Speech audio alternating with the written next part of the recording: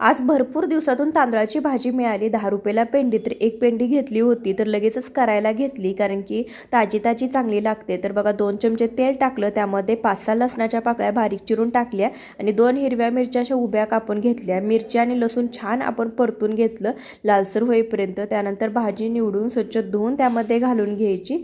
आता ही भाजी मोठ्या गॅसवरतीच मी परतणार आहे कारण की तांदळाच्या भाजीमध्ये पाणी भरपूर असतं आणि त्याला पाणी जास्त सुटतं, त्यामुळे आपण भिजवून जर झाकून जर शिजवली ना तर भरपूर पाणी सुटल्यामुळे त्याचा गिजगा होतो। तर बघा अशा पद्धतीने पहिल्यांदा चांगलं परतून घेतलं तर केवढीशी भाजी झाली बघा, अगदी थोडीशी झाली।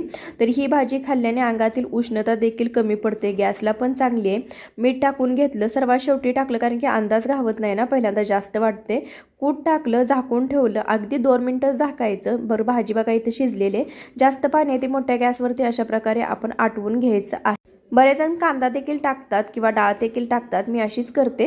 यामध्ये थोडंसं मीठ टाकलं कारण की मीठ कमी पडलं होतं। मोठ्या गॅसवरती पाणी पूर्णपणे आटवून घेतलं तर भाजी